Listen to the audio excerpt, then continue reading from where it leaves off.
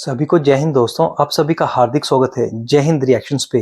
आशा करता हूँ कि आप सभी लोग बहुत अच्छे होंगे। तो आज हम आपके लिए एक लेटेस्ट और एक बहुत ही इंपॉर्टेंट वीडियो लेकर आए जिसमें आप देखेंगे पाकिस्तान के मशहूर पत्रकार आरजू कासमी को, जिनके स्पेशल गेस्ट होंगे वैभव सिंह साहब, जो कि एक जबरदस्त जियोपॉलिटिकल एक्सपर्ट और पॉलिटिकल एनालिस्ट हैं। तो ये वीडियो काफी इंटरेस्टिंग होगी, जिसमें ये दोनों बात करेंगे हमारे प्यारे देश भारत और प्रधानमंत्री मोदी के बारे में। तो ये वीडियो बहुत जबरदस्त होगी, इसे अंत तक देखें और चैनल पर नए हैं तो चैनल को सब्सक्राइब कर दें ताकि हम आपके से इंपॉर्टेंट, नॉलेजेबल और दमदार वीडियोस लाते रहें। तो चलिए पहले ये वीडियो देखते हैं और अंत में इसके बारे में बात करेंगे। जय हिंद, जय भारत। हमारे साथ हैं जी वैभव सिंह साहब। बहुत शुक्रिया वैभव कि आज आप आए। Thank you so much. Thank you Ashish, thank you. मेरे ख्याल है ये पाकिस्तान और इंडिया की जो एक कह लीजिए जो झड़पें हुई है या जो हमारे यहाँ वॉर कही जा रही है, उसके बाद हमारी पहली बार मुलाकात हो रही है। तो क्या लगता है आपको कि किसने किसको टफ टाइम दिया और क्या इसके बगैर भी डायलॉग के जरिए ये इश्यू सॉल्व हो सकता था, जिसके लिए इतने अटैक्स चले दोनों तरफ से? देखिए, कौन जीता कौन हारा वो बताने की जरूरत ना मुझे ना आपको है। एविडेंस सबके सामने है। 13-14 एयर बेसेस के जो इतने 100 फीट के क्रेटर बने हुए सैटेलाइट इमेजेस मैंने इशू किए, ना किसी ने इशू किए। न्यूयॉर्क टाइम्स ने और वॉशिंगटन पोस्ट ने इशू किए हैं, ठीक है। और इंडिया की जो वो बात कर रहे थे कि इंडिया का ये नुकसान हो गया, इंडिया का तो उन्होंने ब्रिगेड हेडक्वार्टर भी उड़ा दिया था रात में, और पता नहीं क्या क्या ही उन्होंने सब कुछ ही मतलब धर्म भरम कर दिया था। और इंडिया में देखिए, इंडिया एक ऐसी कंट्री है ना जहाँ पे अगर कोई डैमेज हो या कोई कैजुअलिटी हो तो आप हाइड नहीं कर सकते, क्योंकि इंडिया में जो मोबाइल पे डेटा पेनिट्रेशन है वो दुनिया में सबसे ज्यादा है। इंडिया में जो डेटा है वो सबसे सस्ता भी है दुनिया में। आपको 200 रुपए में 2 GB डेटा 5G आपको डेली मिलता है, हर एक इंसान को, मोबाइल डेटा। तो आप सोचे ना, दुनिया में इतना सस्ता मोबाइल डेटा किसके पास है? किसी देश के पास नहीं है। और इंडिया में जो सेलफोन पेनिट्रेशन है उसका ये आलम है कि आप कश्मीर से लेकर कन्याकुमारी तक आप कहीं भी चले जाएं, गांव में ऐसा कोई भी इंसान नहीं है जिसके हाथ में मोबाइल नहीं है। डिजिटल पेमेंट्स के बिना कोई बिजनेस आज की डेट में इंडिया में रन नहीं कर सकता। जो सड़क के किनारे जमीन पे बैठ के सब्जी बेच रहा है उसके हाथ के पास भी QR कोड है, क्योंकि बिना QR कोड के तो उसकी सब्जी बिकनी नहीं। तो आप ये सोचिए ना कि, और आप, मैं कहता हूँ कि थोड़ा दिमाग लगाएं, थोड़ा पाकिस्तानी जो है थोड़ा गूगल करें और देखें कि इंडिया में डेली की डिजिटल ट्रांजैक्शंस है कितनी, ठीक है, वो कितने अरबों में जाती हैं, करोड़ों में जाती हैं। तो जहां पे इतना मोबाइल पेनिट्रेशन हो वहां पे राफेल जैसा जहाज गिर जाएंगे, 5-5 गिर जाएंगे, मिराज भी गिर जाएंगे, Su-30 भी गिर जाएंगे, और किसी को पता नहीं चलेगा, कोई फोटो ऑनलाइन नहीं आएगी सोशल मीडिया पे। ऐसा नहीं होता यहाँ पे, ठीक है। और इंडिया में जो मीडिया है वो भी पाकिस्तान के कंपैरिजन में, तो मैं कहता हूँ इतना सीरियस का कोई हिसाब ही नहीं है, ठीक है। जहां तक आप पाकिस्तान से कंपेयर करें तो इंडिया में तो जो एंटी स्टेट या जो एंटी गवर्नमेंट आइडियोलॉजी वाले मीडिया हाउसेज है उन्होंने सबसे पहले फोटो डालनी थी, उन्होंने सबसे पहले वीडियो डालनी थी। और इंडिया में तो जो अपोजिशन पार्टीज है वो अपोजिशन पार्टीज भी इतनी है, वो इमरान खान टाइप की तो अपोजिशन है नहीं कि ऑपरेशन सिंदूर के टाइम पे जेल में बैठ के जो सपोर्ट दे दे फौज को और गवर्नमेंट को, हुकूमत को। या उनके यहाँ पे तो आपको पता है कि किस किस तरीके के स्टेटमेंट्स देते हैं, अरे वो तो छोटा मोटा कुछ हुआ था, इस तरह से बोल के निकल जाते हैं, ठीक है। सो द प्रॉब्लम इज कि जो लोगों को डाउट हो रहा है या जो लोग ये क्वेश्चंस रेज कर रहे हैं, उनके साथ जो सबसे बड़ी प्रॉब्लम है वो प्रॉब्लम है ही ये कि उनके दे लैक या they are short of common sense. Common sense की कमी है। जिसके पास कॉमन सेंस की कमी होगी वही डाउट करेगा इंडिया के क्लेम्स को। जिसके पास कॉमन सेंस की कमी होगी वही वो सोचेगा कि यार किसका नुकसान हुआ पता नहीं। अगर आपके पास इतना कॉमन सेंस नहीं है तो यार जाओ बादाम वादाम खाओ और किसी डॉक्टर को दिखाओ। लेकिन आपके यहाँ से तो राहुल गांधी भी कह रहे हैं कि बताया जाए कि इंडियन एयरफोर्स का कितना नुकसान हुआ है। अपोजिशन पार्टीज तो बात कर रही हैं। मैं कह तो रहा हूँ, तो इंडिया की अपोजिशन पार्टीज का तो इतिहास ही यही है ना कि आप सोचिएगा, वो पूछ रहे हैं, अगर राहुल गांधी के पास अगर कोई एविडेंस है इंडियन एयरफोर्स के नुकसान का तो राहुल गांधी दे देना। राहुल गांधी की पार्टी जो है मेन अपोजिशन पार्टी है। राहुल गांधी की पार्टी के कार्यकर्ता वर्कर्स इंडिया के हर जिले में, हर डिस्ट्रिक्ट में, हर गांव में है। उनका वोटर इस देश के हर गांव में 2-4 वोटर है। कहीं से फोटो ला करके दे देते इंडियन एयरफोर्स का अगर कुछ नुकसान हुआ है तो, कहीं से ला करके कोई एविडेंस दे देते। और आपको लगता है कि राहुल गांधी जब कुछ नहीं हुआ है तो इतना बोल रहे हैं, अगर कुछ हुआ होता तो उन्होंने अब तक वो फोटोग्राफ्स और वो वीडियोस डाल नहीं देनी थी सोशल मीडिया के ऊपर, उन्होंने डाल देनी थी और मोदी को लपेट लेना था उसमें। लेकिन जब है नहीं उनके पास कोई एविडेंस तो अब वो उसके ऊपर पॉलिटिक्स कर रहे हैं, जो कि ठीक है। मेरे हिसाब से वो पॉलिटिक्स नहीं करनी चाहिए, क्योंकि कुछ इश्यूज ऐसे होते हैं जिनके ऊपर पॉलिटिक्स किसी भी मुल्क में नहीं होनी चाहिए, चाहे जैसे नेशनल सिक्योरिटी का जो इशू है, इसके ऊपर राजनीति नहीं की जाती। अगर आपको कोई बात करनी है तो स्टैंडिंग कमेटी है पार्लियामेंट की, आपके जो लीडर्स हैं आपकी पार्टी के, वो उन स्टैंडिंग कमिटीज का मेंबर है। बुलाए डिफेंस मिनिस्टर को स्टैंडिंग कमेटी में, बुलाए फॉरेन मिनिस्टर को स्टैंडिंग कमेटी में, प्राइम मिनिस्टर को बुला ले और बुला करके उनसे पूछ ले, इंडियन एयरफोर्स चीफ को बुला ले, उनसे पूछ ले। लेकिन ये जब आपको देखिए जिसको जानना होता है, जो एक्चुअल कंसर्न होता है, वो स्टैंडिंग कमेटी में बुला करके कर लेगा जो जांच पड़ताल करनी है। इनके साथ प्रॉब्लम ये है कि इनको करना कुछ नहीं, इन्होंने सिर्फ पॉलिटिक्स करनी है उसके ऊपर, कि अब इनको ये लग रहा है कि यार ये मोदी को उसका क्रेडिट मिल गया, अब मोदी ने जो है अब बिहार इलेक्शन भी जीत जाना है, अगले होने वाले भी इलेक्शन जीत जाने हैं, 2027 का यूपी इलेक्शन, तो उनके लिए एक नाइटमेयर सिचुएशन है वो। तो अब उससे कैसे निकले, उसका एक ही तरीका इनको समझ में आता है, उससे निकलने का तरीका ये है कि इस ऑपरेशन को डिस्क्रेडिट करो, लीडरशिप को डिस्क्रेडिट करो।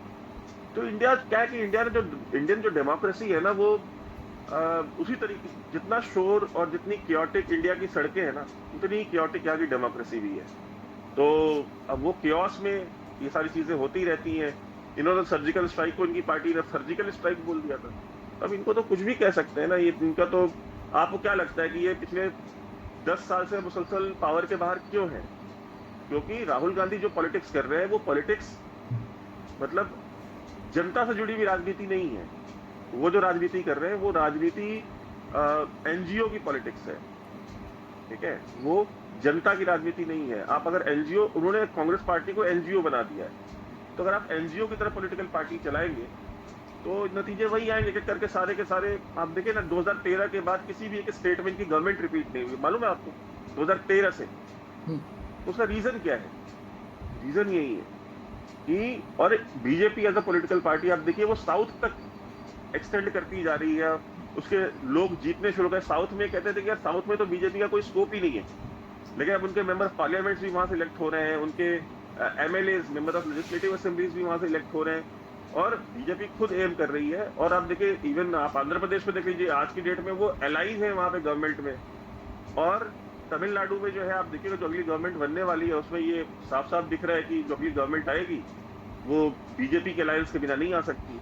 तो वहां की जो लोकल पार्टी है AIADMK, उनके साथ उन्होंने कोलैबोरेशन भी किया है, चुनावी गठबंधन भी किया है, और उनके साथ मिलकर चुनाव लड़ेंगे और जीतेंगे, सरकार बनाएंगे, तो तमिलनाडु तक में उनकी सरकार आ जाएगी। तो अब ये राहुल गांधी को सोचना चाहिए, तो ही इज अ लूजर।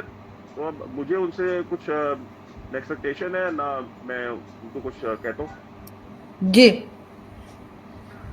तो राहुल गांधी से मैं कुछ ज्यादा एक्सपेक्ट करता भी नहीं, और राहुल गांधी ने यही पॉलिटिक्स करनी है, और दाढ़ी बाल सब पक गए उनके, एक भी चुनाव जीते नहीं है और जीतेंगे भी नहीं अगर इसी रास्ते पे चलेंगे तो। लेकिन आप लोगों ने जो डेलीगेशन भेजा है बाहर डिफरेंट कंट्रीज में बात करने के लिए, जैसे पाकिस्तान भी जो है वो भेज रहा है, और बिलावल भुट्टो जो है वो हेड करेंगे, उसमें जो लोग रखे गए हैं लीड करने के लिए, जैसे शशि थरूर साहब है, वो तो हैं ही कांग्रेस के, तो और दूसरी तरफ अवैसी साहब हैं, वो भी हर वक्त मोदी जी को और गवर्नमेंट को कुछ ना कुछ बोलते रहते हैं। तो क्या ये इन लोगों को राजी करने के लिए ऐसा किया गया है कि इनको दी गई ये कमांड के आप लेके जाएं लोगों को? क्योंकि जाके नेचुरली इनको तारीफ ही करनी पड़ेगी ना गवर्नमेंट की। गवर्नमेंट की तारीफ करने कहाँ गए, और उन्होंने किसने तारीफ की है वहां जाके गवर्नमेंट की?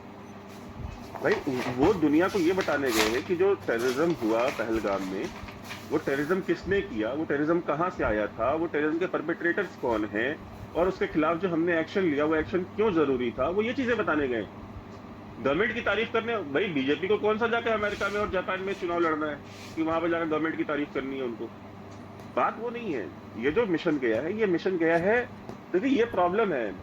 अब पाकिस्तानी मीडिया में क्या चल रहा है? पाकिस्तानी मीडिया में ये चल रहा है कि जी देखे जो सिपह सलार है, वो सिपह सलार को तो पता नहीं आपने क्या, ये फील्ड मार्शल क्या बनाया आपने, तो वो उसको आपने बना दिया। अभी मुझे लगता है आप उसको कहीं खलीफा भी ना डिक्लेयर कर दे खुरासान प्रोविंस का, ठीक है। तो वो आप करिए, आपका शौक है, लेकिन इंडिया में इस तरह से नहीं चलता है। हम वो देश की बात करने गए, क्योंकि जो विक्टिम्स थे वो इस देश के विक्टिम्स थे, ठीक है। उनमें एक नेपाल का भी व्यक्ति था, ठीक है। वहां पे जो लोग गए थे, जो कैजुअलिटीज हुई है, कोई कर्नाटक से था, कोई महाराष्ट्र से था, कोई राजस्थान से था, कोई उत्तर प्रदेश से था, अलग अलग राज्यों से थे, अलग अलग राज्यों में अलग अलग पार्टी की गवर्नमेंट है। तो वो देश की बात करने गए हैं और ये मैसेज देने गए हैं कि भाई India as a country is a victim, ठीक है। It's not a government, it's not a political party, but India as a nation is a victim. और देखिए ये अंतर है पाकिस्तानी मीडिया अप्रोच में और इंडियन अप्रोच में। आपने इमरान खान की पार्टी से एक बंदा नहीं रखा अपने डेलीगेशन में, ठीक है? तो नहीं रखा, क्यों नहीं रखा? क्योंकि आपको ट्रस्ट नहीं है, आप उनके ऊपर ट्रस्ट नहीं करते। तो अगर आपकी खुद आप अपने यहाँ पे अपनी पॉलिटिकल क्लास के ऊपर ट्रस्ट नहीं करते तो वो आपका मसला है। हमारे यहाँ ये कोई मसला नहीं है। हमारी जो डेमोक्रेसी है ये रियल डेमोक्रेसी है, कोई हाइब्रिड रिजीम तो नहीं है। भाई आपके यहाँ पे जब से ये कैरी लूगर बिल आया था अमेरिका में कि भाई उन्होंने कह दिया कि अब अगर पाकिस्तान में कभी डिक्टेटरशिप होगी तो ना IMF पैसा देगा, ना कोई वर्ल्ड बैंक दे सकता है, ना गवर्नमेंट ऑफ जो US गवर्नमेंट है वो एक भी रुपया देगी, ठीक है? कैरी लूगर बिल यही था। तो अब वो कैरी लूगर बिल आ गया तो अब आप वहां पर डिक्टेटरशिप तो ला नहीं सकते, तो आपने हाइब्रिड रिजीम शुरू कर दी। हाइब्रिड रिजीम में कभी आप नवाज शरीफ को लेके आते हैं, उसको निकालते हैं, फिर आप इमरान खान को लेके आते हैं, उसको निकालते हैं, फिर आप शहबाज शरीफ को लेके आए। तो आपके यहाँ पे कोई एक्चुअल डेमोक्रेटिक स्ट्रक्चर तो नहीं है पाकिस्तान के अंदर। हामिद मीर और इनके जैसे जो 2 नंबर सहाफी हैं पूरे पाकिस्तान में, ये कितना भी चीयर कर ले आसिम मुनीर को, बट क्या ये बात फैक्ट नहीं है? ये पुलवामा का हमला आसिम मुनीर के ISI चीफ रहते हुए हुआ था। क्या ये सच नहीं है कि द रेजिस्टेंस फ्रंट जब बनी थी तो आसिम मुनीर ISI चीफ थे? क्या ये बात सच नहीं है कि पहलगाम हमला हुआ तो उस समय आसिम मुनीर आर्मी चीफ है? तो आसिम मुनीर की जो फुटप्रिंट्स हैं वो तो सारे के सारे रहे सारी एक्टिविटीज के ऊपर है। लेकिन हामिद मीर क्या लगे? हामिद मीर उसको पता नहीं कौन सा सेवियर बताने में लगे कि जीसस के बाद अगला सेवियर वही धरती पे आया है, ठीक है? तो अब ठीक है, मतलब मुझे कोई कंप्लेन नहीं है, लेकिन इंडिया ने आकर आपको ये गलत समझे कि इंडिया की जो पॉलिटिकल लीडरशिप है या पॉलिटिकल अपोजिशन है ये विदेशों में गई है गवर्नमेंट की तारीफ करने, तो गवर्नमेंट की तारीफ करने की जरूरत नहीं है।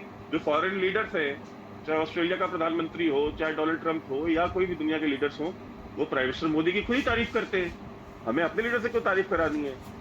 ऑस्ट्रेलिया का प्राइम मिनिस्टर खड़ा होकर के स्टेज के ऊपर कहता है कि मोदी इज द बॉस, ठीक है? क्या उन्होंने नहीं कहा? हमें अपने प्राइम मिनिस्टर की तारीफ कराने के लिए अपने लोग की जरूरत नहीं है, हमारे फॉरेन लीडर। दोस्तों आशा करता हूँ कि वीडियो को आपने अंत तक देखा होगा और ये भारत पाकिस्तान की डिबेट आपको काफी इंटरेस्टिंग लगी होगी, जहाँ पे आपने देखा आरजू काजमी के सवालों का बहुत ही बेहतरीन तरीके से जवाब दिया। वैभव सिंह ने जहाँ पे उन्होंने बात की, एक तरफ तो प्रधानमंत्री मोदी ऑपोजिशन को डेलीगेशन के साथ पूरी दुनिया भर में भारत का पक्ष रखने के लिए भेज रहे हैं और वहीं पे राहुल गांधी अभी भी भारत सरकार से सबूत मांग रहे हैं। तो इसके बारे में आपके क्या विचार हैं? आप अपने विचार हमें कमेंट सेक्शन में लिखकर जरूर बताएं। तो चलिए फिर मिलेंगे ऐसे किसी इंपॉर्टेंट और दमदार वीडियो में, तब तक अपना ध्यान रखिए। जय हिंद,